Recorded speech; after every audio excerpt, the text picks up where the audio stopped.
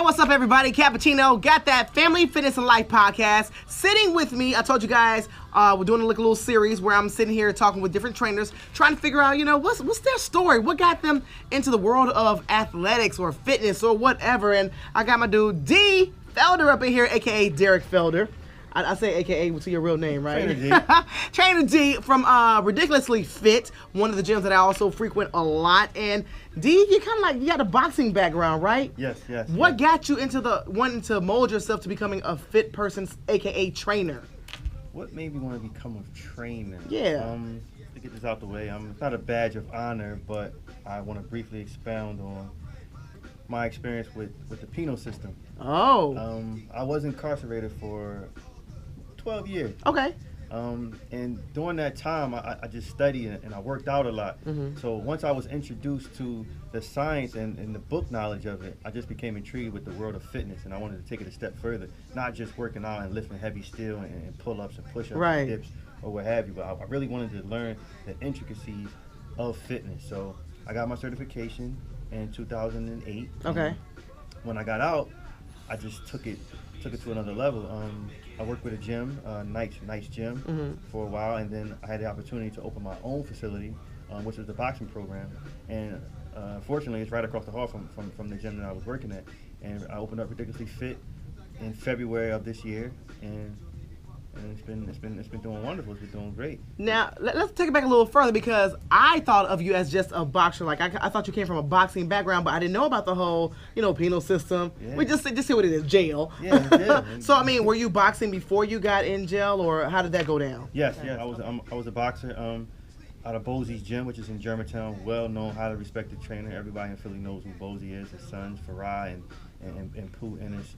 He was my trainer, and since we were kids, and Golden Gloves champions, national championships, state championships, the whole nine. I didn't take it professional because, like I said, I got incarcerated, but boxing has always been in my background. My brother, my cousins, my uncles, my friends, my close friends, we all box. We come up boxing in Philly, so gyms on every corner growing Right. up boxing. So the boxing background has always been in me, so it was nothing to finally open up a gym and do well at it. Do you feel like once you got locked up, do you feel like you were a disappointment because you wanted to continue your boxing career? Initially, it was a disappointment. Nobody in their right mind wants to go to jail. Right. But, it wasn't that disappointing. What I did was I used that as a tool to kind of further my education. Just Okay. to kind of buckle down and get my mind right. Right. And then that's exactly what I did. I got it right. I came out. I had my vision. I had tunnel vision. And I knew what I wanted to do, and I did it. Did you still have your skills once you got out as far as your boxing? Like, did you decide, let me go back and train before I decide to make everything come into fruition? Yeah, I've never stopped training. I mean, obviously, when you get older, I'm 35 now, so I'm not as fast or as youthful as I was back when I was 20. But Right. I still have the skill, and I still have the know-how to be able to teach that skill to others. So it's like riding a bike. Once you learn how to do it, I mean, you might have a little kinks here and there, but you never lose it.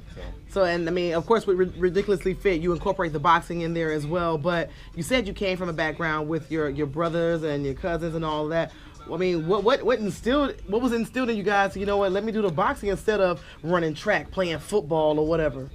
I mean, growing up in Philly, in a city, you had to fight. I mean, I'm light-skinned, so The light-skinned dudes had it bad. You gotta rumble. So when we were introduced to boxing at an early age, we fell in love with it. And Okay. then, so having all our friends in our neighborhood box too, and they all went to this same gym, so it's like our second home. Like, And when you think about it, boxing is more of a disciplined type of sport as well. Yeah, So absolutely. it's not like you're just getting grimy dirty. You're getting grimy dirty, but you're also disciplined with it. Ironically, I actually got into less fights when I learned how to box Really? than prior to. Oh, wow. Like being in that gym, being in the gym for hours on end. When you come home, you're not trying to get into nothing. You Right. want to go home, go to sleep, take a nap, and get up and do the next thing all over again. And then when people know that you have that level of skill, they're a little less likely to try you. So Okay. I got into way less trouble when I learned how to box. Okay, so fast forward, you came out, you got certified, you figured, let me take this on as a career as well. And you training, it wasn't just about the boxing now. So now you ventured out into other parts of fitness. Yes. I do personal training as well. I incorporate the boxing aspect into my fitness training. That's how I like to use my know-how of boxing. I kind of incorporate it with my personal training. So that's why we call it boxing fitness. Right, and also I love it because I wanted to find something for my little girl Ava to do. Yeah, that's You right. know, Ava used to come with me to the gym all the time. D would sit there and record her working out like she's looking around at us, which I realized when I got, a little later, I'm like, wow, she's doing what she sees mommy doing. And I'm like, you know what? It's good to keep the kids fit, so I got her enrolled into boxing as well. I kept asking D, look, how old do you have to be? How old do you have to be? Wait And he's till like, she's 6. yeah, wait till she's 6. So when she turned 6, I'm like, hey, Ava, I had to have a conversation with her because she was thinking, she has a mindset of, mommy, boys do that. And I had to tell him, like, no, girls do it too. And I remember going to the gym, and I'm like, you see that lady on the wall? He has a picture of Layla Ali, like a big painting of Layla Ali. And I said, she boxes. And then going in there seeing the older little girls box, I'm like, look, Ava, it's a little girl boxing. So she kind of likes it now, where she's been going there for like more than a month. And I like the fact you train not just adults, but you also do the kids as well. Yeah. What made you want to get involved with training and teaching the kids?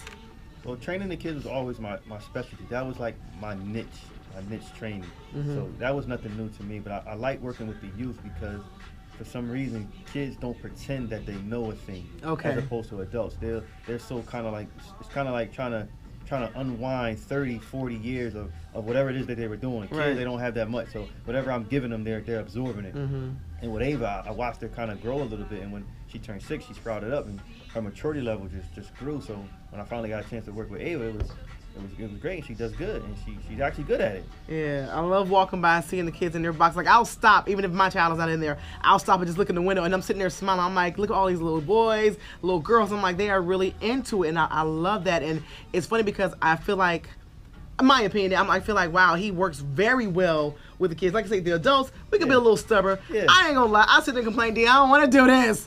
It sounds worse when it's coming from an adult as opposed to a child, but to see those kids so focused, I like it. I'm like, wow. I mean, just you incorporating the youth into the whole aspect of, let me train them as well. Because like you said, you trained when you were younger. And I like that, man. So, of course, Ridiculously Fit, Trainer D in the building. You got a book, too, by the way. Yes. What's the book about? Because I've been meaning to get my hands onto this book. The book is called $1 Million Dream. It's about my life experience growing up as a teenager. Okay. All my experiences going through school, getting in trouble at home, just that whole adolescent experience of me. So if you're not doing anything, it's on Amazon.com. Actually, the sequel is a part 2 to it. Oh, okay. That should be coming out within the next month or two. So if you want part 2, check part 1 out first. Got to get part 1 first, then check out number 2. $1 Million Dream. It's on Amazon.com. It's in Barnes and Noble. You can get it on Kindle as well. Okay. If you stop me, I'm pretty sure I'll have some books in the trunk of the car in the glove compartment. So yeah. The businessman, boxing trainer, aka businessman, all of that in one. Trainer D hanging out with me for the Training Wheel podcast, talking with the trainers, trying to figure out what's their life stories, and there you have it. So y'all, I'm gonna holler at you guys next week right here with PhillyPower99.com.